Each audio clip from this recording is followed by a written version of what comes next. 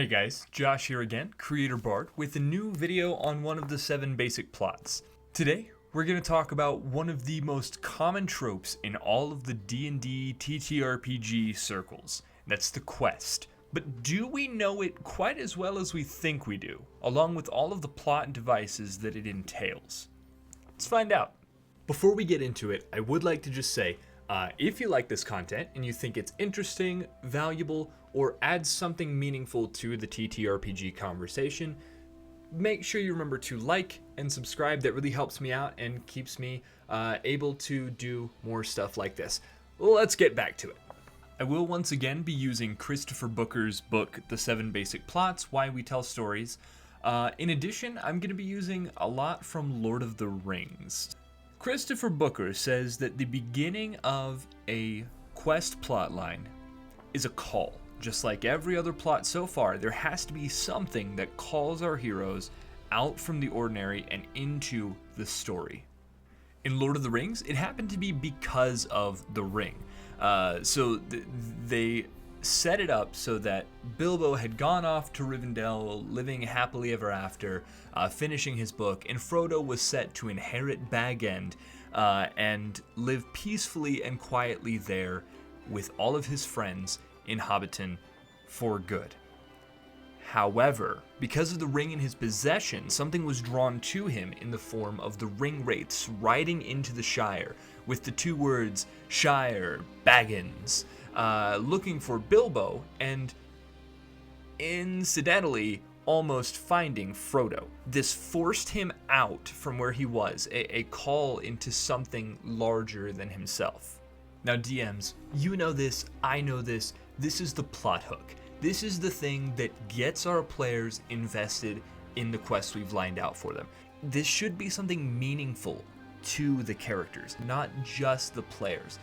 Because when a character's home is on the line, or when their family is on the line, or when their livelihood in some sense is on the line, this forces the character themselves, not just the player, the character, to be invested in making sure that the story moves forward and the quest is accomplished.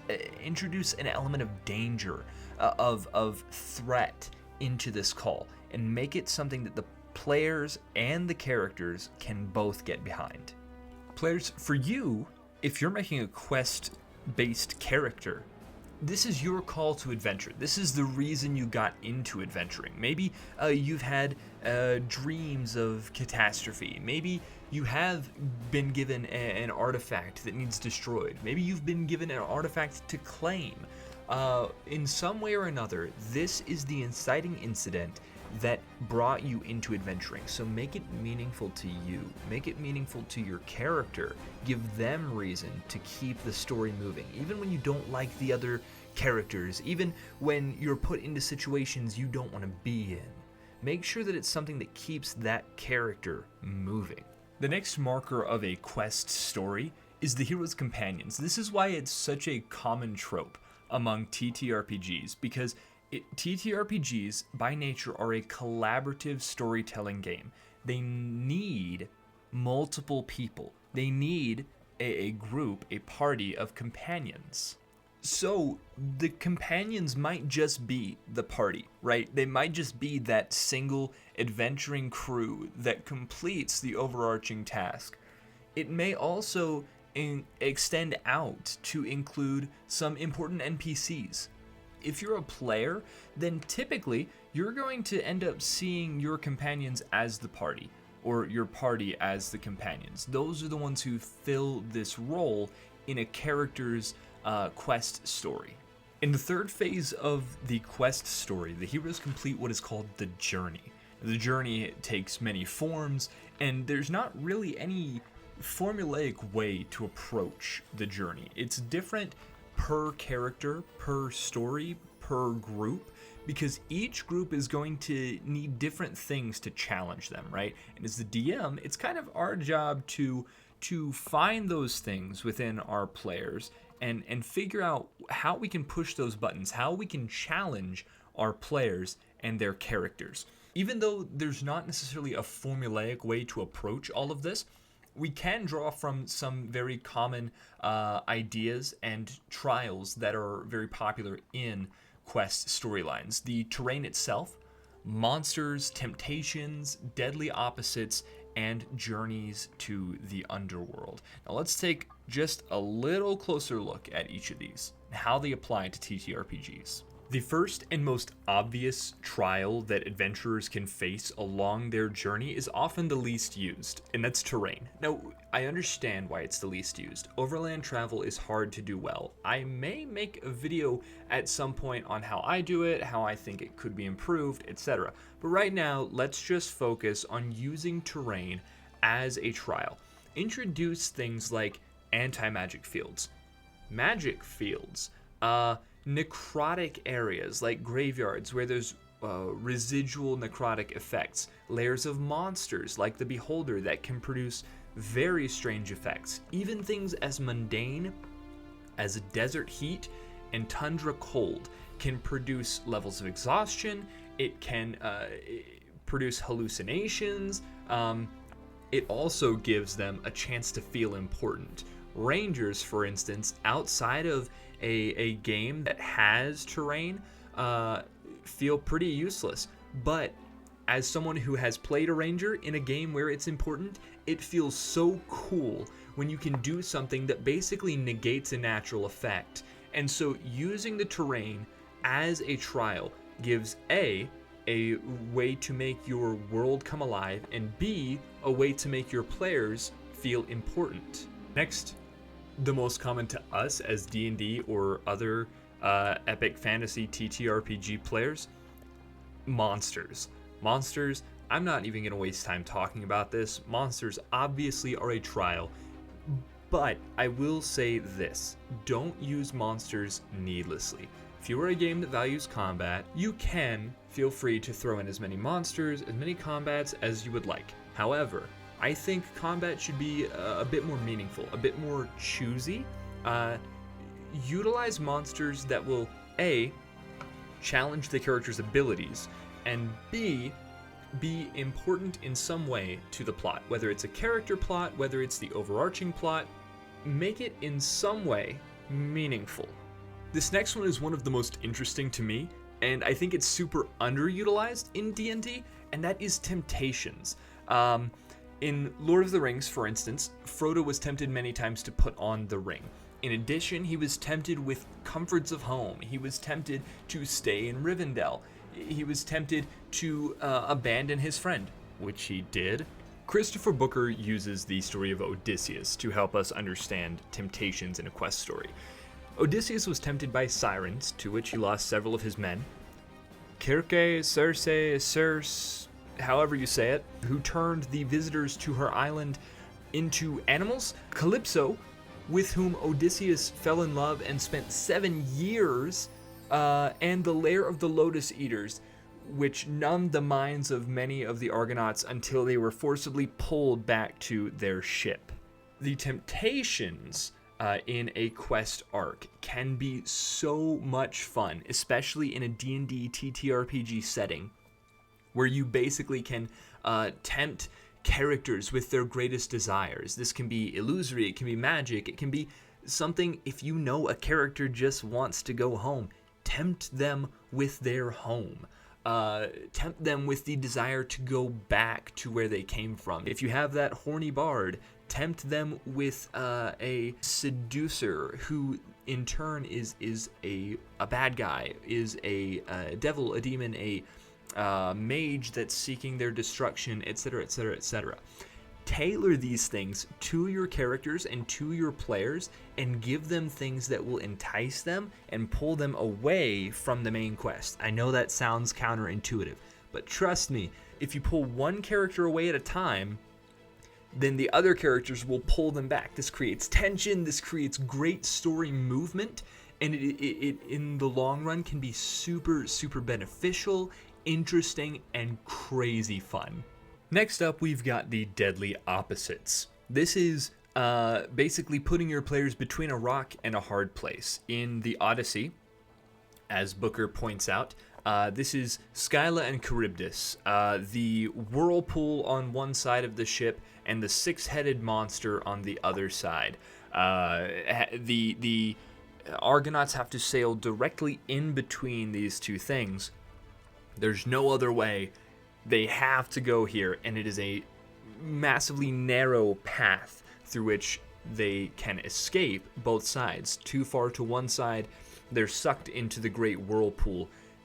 Too far to the other side, and the six heads of the monster overwhelm them and eat all of the sailors.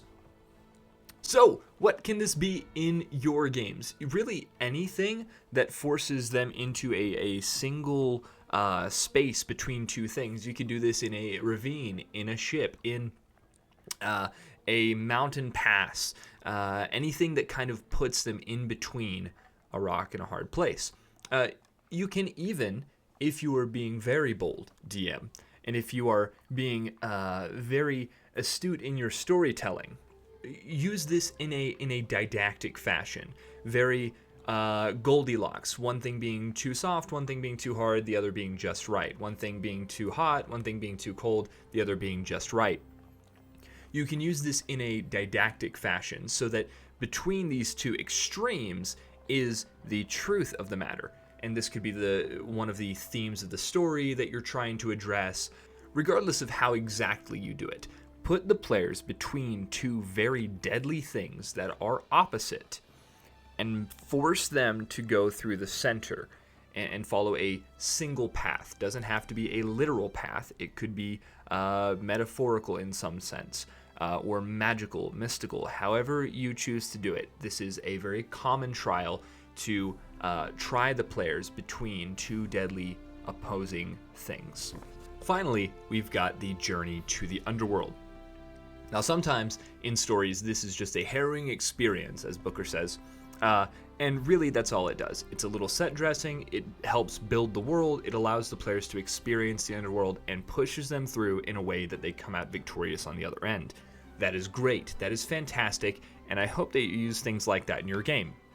However, in other instances, it's not just a harrowing experience. It is something that allows the heroes to interact with the dead in a meaningful way, giving deeper significance to what's going on. Now, to explain this, I'm going to use Aragorn calling on the ghosts sworn to serve the King of Gondor as an example. Is this a harrowing experience? Yes. Gimli is actually terrified of it. He doesn't even want to go through the cave at the onset. However, as they journey through that cave and venture into that land of ghosts, there are themes of brotherhood being pushed. The brotherhood of Gimli, who even in spite of his fear joins his comrades. The brotherhood of the ghosts who are brought back into an honorable position as men of Gondor, as brothers of the kingdom under the King Aragorn. These themes are being pushed. So maybe in your game, you could also allow this to grant the player characters an opportunity to speak with the dead and engage them in meaningful ways that help you push the themes and lessons of your story. Once the journey is complete, we're going to enter the final ordeals. Booker explains that the journey is only half of a quest story. There's still a lot to be accomplished on the tail end. Basically, once the journey has been complete, you still have to resolve whatever your quest was. In addition, after resolving the quest, as in The Lord of the Rings, you might have residual effects. Saruman had gone and overtaken the Shire. The hobbits had to deal with that. There are many things that are still happening in the world that may need to be tied up, may need to be looked after, may need to be tended to. So, as you are thinking about your quest, don't see the completion of that one particular thing, the destruction of the ring, the return home to Ithaca, the retrieval of a certain artifact. Don't see that as the end of the story. You still have a lot of things that you need to tie up. And then your quest will be complete because all of these loose ends that you found along the way will be tied together in a meaningful way. So, DMs, if you're still with me after all of that information, utilize some of these in your next quest line. Players, if you want a quest-based character, talk to your GM, DM, MC, whatever, and have them help you bring this to life with your own temptations and trials, your own monsters that challenge you, and a quest that maybe ties into whatever story they are also telling. That's it, guys. That is the quest. I hope you understand it a little better than you did at the beginning of the video, and I hope it helps you tell better stories at your table, whether you are a player or a GM. Stay tuned next time when we talk about the Voyage and Return story. That can be really cool in games, and I want to help you make sure that you hit those plot points. Again, if you like this video, like, subscribe, whatever you do, share it with a friend. Till next time, guys, gotta roll.